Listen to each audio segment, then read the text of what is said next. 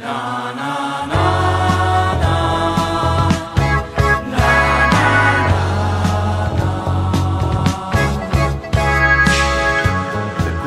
Groupie. So, Grey Groupies.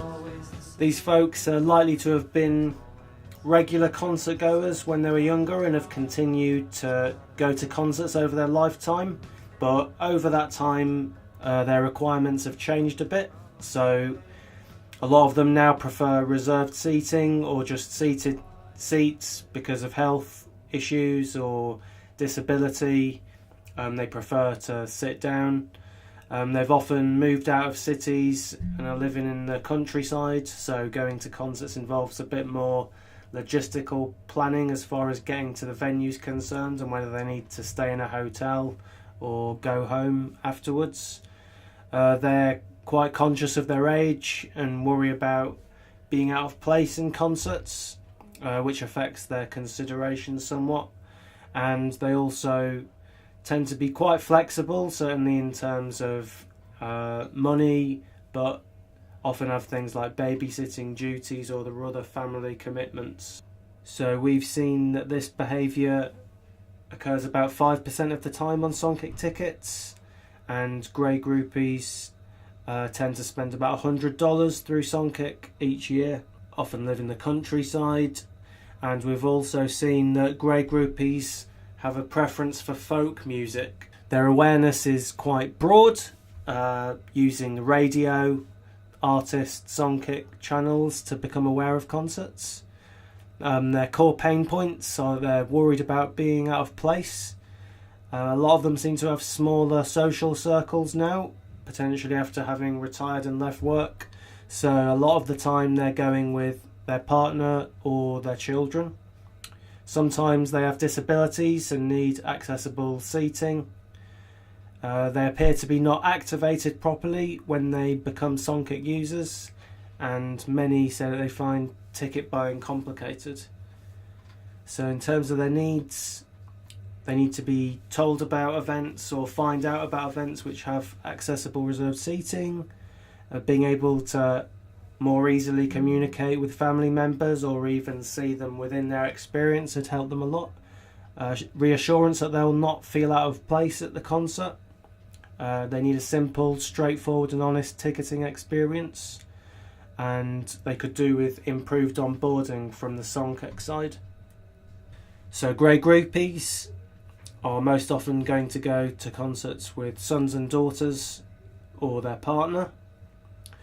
They're towards the more flexible end, so money tends to be less of a problem for them, as does kind of scheduling, but they do have family commitments. Their understanding of live music is probably around average to slightly higher than, just because many of them have been to concerts when they were younger and continue to do so throughout their life. Once Grey Groupies have bought a ticket through Songkick, they do actually seem to be repeat purchasers, so the average is for them to buy about 2 concert tickets through Songkick each year. They have low support requirements. In terms of their engagement in the ecosystem, so about a quarter of them have the app installed. Many use the songkick.com logged in experience. They do use Songkick emails. Their interaction with support is quite low, and they have moderate interaction through Songkick tickets. They're definitely excited when they hear about an artist going on tour, but not to the extent of screaming superfans, and less of that impulsive nature about them. So let's meet a Grey Groupie. So this is James and Susan Dwyer from Wood Plumpton in England, and they bought tickets for Hooray for the Riff Raff. Hi, I'm James. I live in Wood Plumpton, a small village in England. This is my wife, Susan. Hello. I'm James's wife, Susan. I am a bit older at 67, so I do worry I will look out of place in the venue. I have felt this in the past when I got tickets from Songkick. However, it was okay last time, when we went to see the Eskies in Manchester. So this is James's purchase journey for the Hooray at the Riff Raff concert.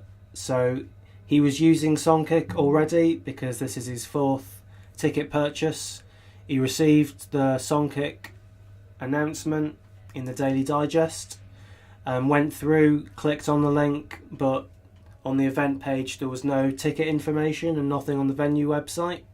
So he left it a few days, spoke to his wife, and then as soon as tickets became available on the 9th of December, he was there right at the beginning of the on sale. I received the notification from Songkick. I then told my wife they were playing and then I booked it as soon as tickets were available. The first time I looked, there was no ticket information and nothing on the venue website. This is James's activity in the Songkick ecosystem. So over there on day 0, he actually signed up to Songkick on songkick.com. So this looks like it was clearly wanting to sign up and not necessarily make a ticket purchase at this point. So he did a Spotify import, ended up tracking just 12 artists. Then within the web interface he tracked an event and obviously left the day not activated at this point. Then 2 days later he actually received a tickets on sale notification for one of his tracked artists, the Eskies, and he swiftly bought tickets for them. Then on day 10, 8 days after his initial purchase, he goes on to buy additional tickets for that event, I think having coerced some friends to come along as well. He then receives his first Daily Digest email on the 21st day of his life. He then goes on to receive his first Daily Digest email on day 21. And then 2 months later, on kind of day 64, he receives another tickets on sale reminder for one of his other tracked artists and goes on to buy tickets to Shovels and Rope.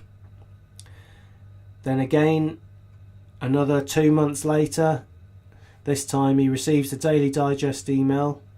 He then opens that up, tracks the event. He looks for tickets, but there's no information available. So he waits a couple of days and then buys it a few tickets a couple of days later, which is for his Hooray for the Riff Raff concert. So you can see that James is really getting a lot of value out of the Songkick fan apps, but because of his limited number of artists that he's tracking, he's obviously only finding out about concerts every 2 months or so, which is why he's bought 4 tickets with us so far. So how could we make the lives of grey groupies better? So here's one approach. So this is some kind of find a concert concept where not only can you choose a particular genre or date range, a bit like how we have on the metro area pages at the moment, but you'd also be able to filter our extensive event database on whether seated tickets are available, whether accessible seating's available, and even kind of proximity to you. So this could be within 50 miles. You could use the track metro areas. Additionally, to try and alleviate their concerns over being too old, one idea potentially could be to have audience insights on the events that could give a breakdown of the demographics of who's attending in terms of age. So this is an example for like an Elbow concert where, having personally been there was a slightly older audience, and having shown that initial demographic to people could have alleviated some of their concerns over being too old to go to concerts. And finally, this is an example from a large British cinema company. So they've actually almost created an experience tailored to those who are over 55. So that's just an example of what other companies have done. It could be as simple as just having imagery which suggests that it isn't just younger people that go to concerts, or it could be going to the extent of creating separate services to try and put their mind at ease. And that's it for the Grey Groupie. I hope you've enjoyed this episode. See you again.